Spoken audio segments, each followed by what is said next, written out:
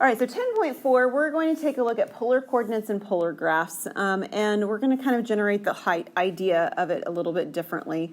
Polar coordinates look quite different, not coordinates, polar graphs look quite different than rectangular graphs you're used to. And so to start with, we're going to look at the polar coordinate system in general. So the polar coordinate system.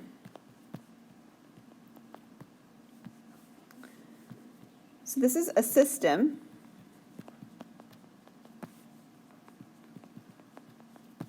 using coordinates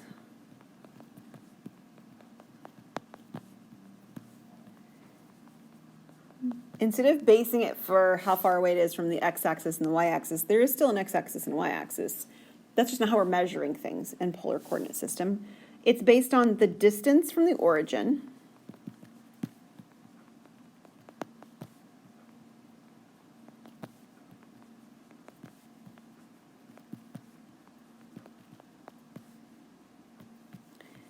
and that's referred to as r, like for radius.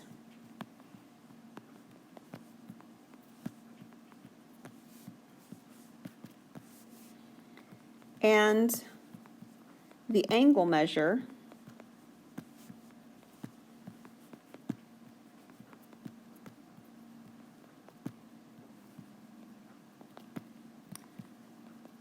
from the positive x, I'm going to do this,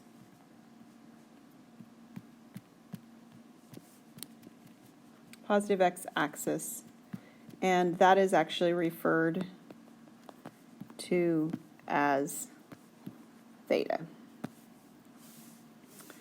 So we end up with a coordinate that looks like this.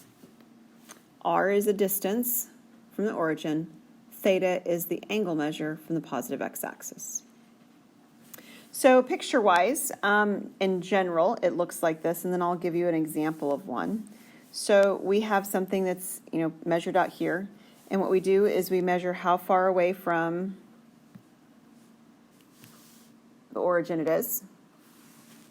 It's kind of hard to see. Let's use at least a darker color when I do my dotted line. So that's the distance from the origin. So this is r right here. And then this right here is theta.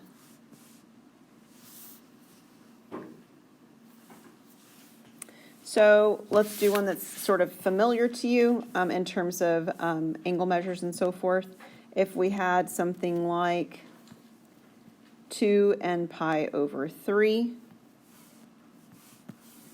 you would be measuring, whoops, I'm going to black back, a distance out of 2, so 1, 2. And then you would rotate that pi over 3, so it would kind of make this angle measures. This theta would be pi thirds. And it would end up sort of landing, if you will, somewhere right like that. So it's 2 away, and then it's rotated like a clock would, rotate its hands on the clock over to pi thirds. Is r based on the x-axis? Yeah. So this representation, 2 and pi thirds, is not the only representation for this point in space. If I had been given, so as Caleb asked, is r based on the x-axis? It is. So we start at the origin and we move this direction when we're looking at a positive number. So what would happen if I gave you a negative 2? What do you think you'd do? You'd go on the negative x-axis, right? So if I had done that instead, so let me just change this slightly, and this is a equal measurement. So if I go negative 2 instead, I should be able to, if I've, thought about it correctly, rotate and still end up over here if I wanted to, right? The same location. It wouldn't be pi over 3 though, right? How would it relate to the pi over 3? Like how far would I have gone? Yeah, it would have been this pi, that's the blue part at the bottom, plus the pi over 3 that it already was at. And pi plus pi over 3 would be 4 pi over 3. So every single one of my polar coordinates have multiple representations for them.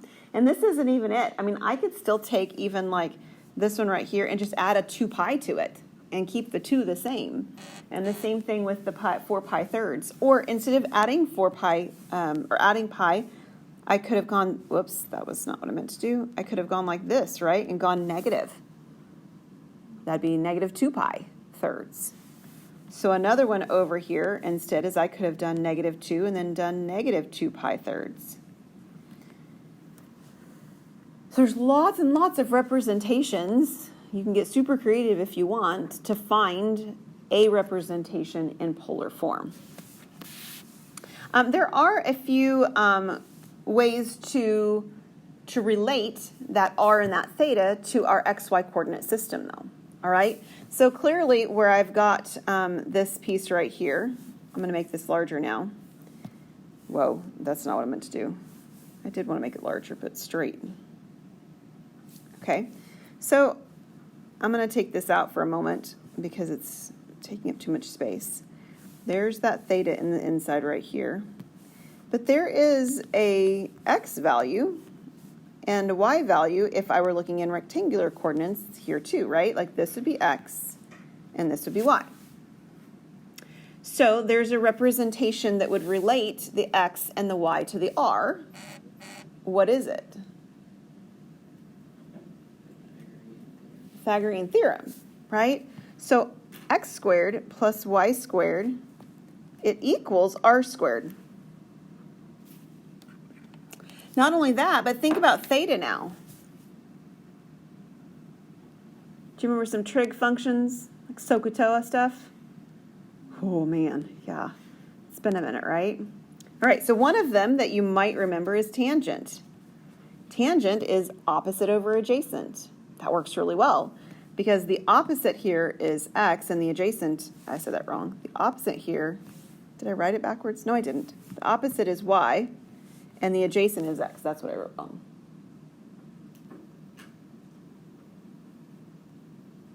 So those are the two that are the most sort of like glaring that relate the different variables together. There's a couple more that I'm going to give you, and if you work with sines and cosines, you can get them from the same thing. So I like them to have them written down too because they're represented in terms of x equals and y equals without the other variable. So x is actually equal to r cosine of theta, and y is r, r sine of theta.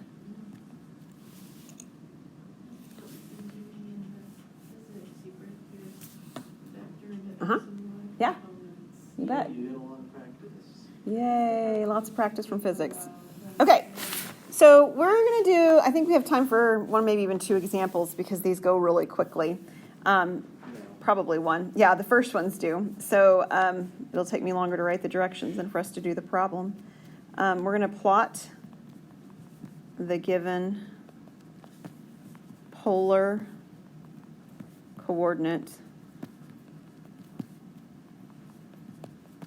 which is r theta, and find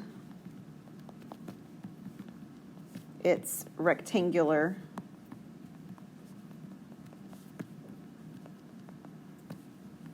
form, or you could say representation. And the one that we're going to do is going to be negative 3 and 3 pi over 2. So it does start with a negative 3. So where will I go from the origin to begin with? Left 3.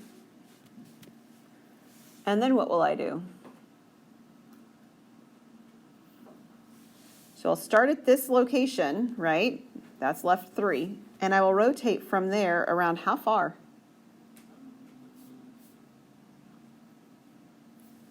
3 pi over 2. Where does that put me? Yeah, the positive y-axis. 3 pi halves comes to me all the way up here. And it's all the way up there 3 units up. So this one is easy enough to see what the coordinates should be without doing any calculations using the 4 different equations I gave you before. You know what that polar coordinate is. What is this polar coordinate? I don't mean polar, rectangular coordinate. Yeah, it's the ordered pair 0, 3 because you can see it, right? I don't need to calculate anything. But on the second example, it doesn't really ask us to graph it, although you certainly could. But I'd like to show you how you can use the equations. So we're going to find the rectangular coordinate. And the polar coordinate that we're given is 2 and pi over 4. So because I know r and I know theta, and I want to find x and y, the bottom two equations are the most helpful for doing that. So x is equal to r cosine of theta. R is 2, and theta is pi over 4. What is the cosine of pi over 4? Unit circle stuff, it's coming back. Yeah, it's square root 2 over 2. And these would eliminate, right? So this is square root 2. And y is very similar, especially because I happen to be working at pi over 4. So this is r sine of theta. So 2, and it's another square root 2 over 2. Oh, wait, I could write it in. Sine of pi fourths. So 2, and then square root 2 over 2.